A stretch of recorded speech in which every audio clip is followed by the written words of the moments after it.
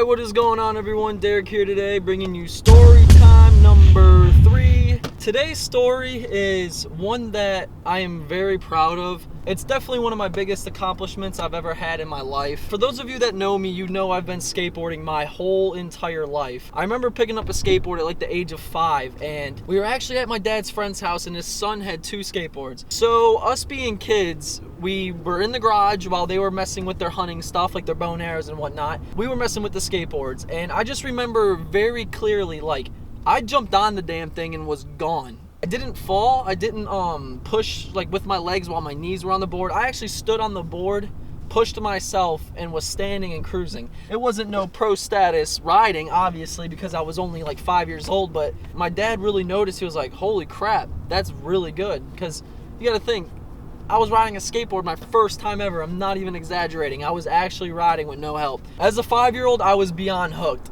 Mom and Dad, can I have a skateboard? And with the great parents I have, of course they got me one. Now, I was always skating Walmart boards, Target boards, Kmart boards, you know, all the little $10 to $25 skateboards.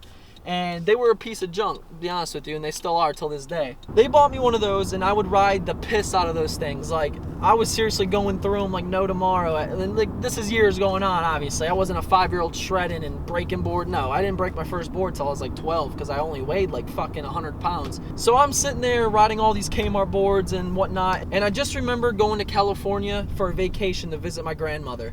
And while we were there, of course, hey mom, hey dad, can you take me to the skate parks? So of course, they took me to the skate parks to check it out. It blows my mind because I remember specifically when we pulled up there was this guy hitting this huge quarter pipe and doing like a 360 melon grab. Now, if you don't know what that means in skateboarding terms, you can look it up in YouTube. I'm sure you'll find something, but that truly amazed me because this guy was launching out of a quarter pipe, doing a full 360 and going back in, and I'm sitting there and I can barely ride as it is. So watching that really like sparked my interest even more into skateboarding. So as the years went on, about 7, 8 years old, I was getting really into this. Like, that's all I talked about in school. That's all my school projects were. Skateboarding. In art class, we had to draw a picture. Skateboarding. Skateboarding really is my life, and it's made me who I am today, honestly. And I can't stress that enough because I'm from Buffalo, New York, so I started skateboarding with all my friends there, and then obviously I live in Richmond, Virginia now. We moved in, and this skateboarding scene in Richmond, Virginia is like no other I've experienced because it's just starting to get to that age where I had some freedom. Like I said, the skateboarding scene here is what really changed my life. So when I was getting about 8 or 9 years old, you know, mom and dad started buying me pro boards for my birthday and for Christmas, stuff like that. When it comes to pro boards, you're getting what you pay for. You know, you're getting quality wood, you're getting quality trucks, bearings, bolts, all that good stuff. And typically when you get good stuff, you tend to skate better, and that's the truth. Like, your equipment is a lot to do with it. So skateboarding, in my opinion, is easily 75% mentality. Now, if you go into skateboarding and you're telling yourself you can land this trick, you will land the trick, I promise you. Now, when you get hesitant and when you start second guessing yourself and you start getting nervous and scared to actually commit, that's when you start getting broke off. You get hurt, you start losing interest. For me, at a young age, I wasn't scared of shit. Like, when it came to skateboarding, I didn't give a shit if I got hurt. I tried it, and that's the good thing. That's how you get so good, and that's how you see all these little kids nowadays just absolutely tearing it up because they're not scared. They don't know any better as it is, so they try it, and once they get it, they adapt to it. It's muscle memory. It's a big part of it.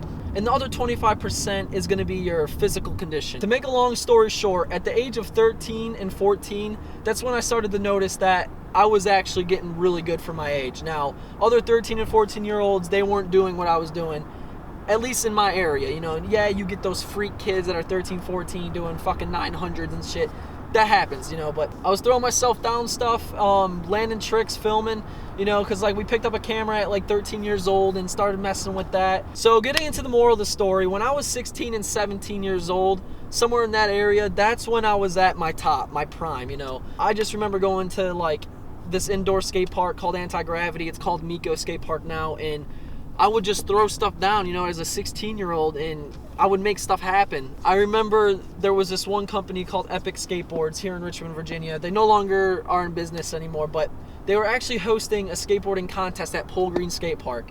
And to me, that was my way of showing, look, people, I'm 16 years old, I'm consistent with my tricks, and I can honestly throw some stuff down. So this is like 2 weeks before the contest, and I was up there practicing, and people were wondering, why are you practicing so much for this thing? It's not like you're winning money or anything like that. And it really wasn't about that. And to be 100% honest with you, it was to prove to my parents that this is what I love to do. And no one's gonna really understand how passionate you are about something unless they have something they're as passionate as about. Now, when the contest day came, I was super nervous. I invited all my friends, and they showed up, and that support really made me try even harder. The 17 and under age bracket, I'm not even exaggerating, there was like 30 people. And out of those 30 people, I can honestly sit here and tell you that I won first place in all the events I skated in. With my parents being there to witness that, along with my friends and everybody else that was watching me that didn't know me, and as a 17-year-old just absolutely ripping it, because I had the lines in my head that I wanted to do. I had the tricks that I know I could put down.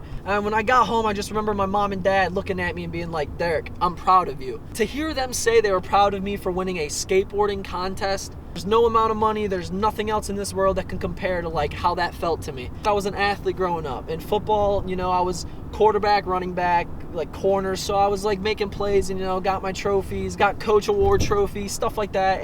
But that's a team effort. It takes a team to be a good player on a football team. If you don't have those good offensive linemen opening those holes for you, you're not going to run a touchdown. Like with skateboarding, you're on your own, like I said earlier. So after I won the contest, I actually got a phone call from the company that hosted it. And they were like, hey, I want you to come down to the shop. I want to talk to you. So, and being 17, I was like, fuck yeah, let's do it. So he gave me some skateboards, some clothing and whatnot. And like 2 months later, I remember pulling out of my driveway with my dad. We were actually on our way to the gym. And I specifically remember seeing 2 big boxes just chilling on our front porch. And I remember taking the boxes and throwing them on the kitchen table, took the knife, opened them up. I got a letter. It was a letter from Icon Clothing Company. It was this skateboarding brand that was in like Kansas or some shit like that. And it was just boxes of clothes.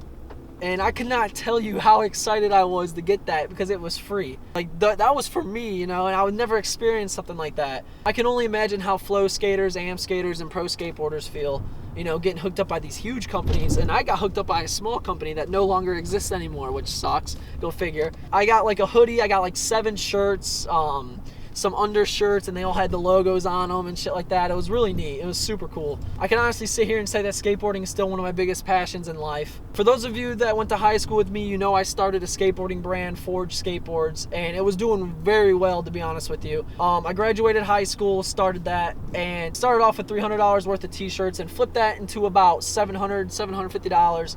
Then with the $750, I bought sweatshirts, I bought long sleeves, more t-shirts, and then eventually I had enough money saved up because I reinvested every time. I hired an artist, the artist got the graphic done for me, and I got my own brand printed on my own boards. I was actually running a mini little skateboarding brand out of my house. And the one bad thing about the brand was the timing. Like I said, I just graduated high school, so I was going into college. I had no idea what to expect in college, so I was working 30-something hours a week and a full-time schedule in college and trying to do Forge. So my classes were at like 8 in the morning. I was staying up till like 3 a.m., 4 a.m., and I was missing classes, skipping classes by being super exhausted. I was overworking myself, and you just can't do that. You have to pick one thing. So I stuck with school, clearly, because that is super important. If you can get an education, definitely get an education. That's the best route you can go, because if the Forge thing never worked out for me, then I wouldn't have anything to fall back on. But the Forge thing's always in reach. I know what I have to do. I've learned so much from doing it, and maybe after college, I can take a business loan out, open up my own shop in California somewhere, and you just never know what can happen. So that's really going to wrap up today's story. I was going to stay away from the funny, goofy stories today. I wanted to let you guys know more about me, something more personal, and skateboarding. I wish I never fell off as hard as I did at like 18 years old. I stopped for like 6 months, and skateboarding is one of those things where you just have to keep cranking it out and you're going to get better. But I have no regrets. It's fun. I still hang out with my friends, still skate. very fun. You know, we mess around, make little videos here and there, but if you're passionate about something, just keep doing it, and honestly, that's just what makes me happy. Making these videos for you guys is the most fun I've had in a while, and skateboarding, you know, it keeps me sane. I hope you guys enjoyed today's episode of Storytime. If you did, please be sure to hit that like button, comment on this video if you'd like, tell me what you're passionate about, share this video, and most importantly, guys, subscribe. We're almost at 500, and these subscribers are cranking in now, so it's super exciting. But until then, y'all take care, and I'll see you next time.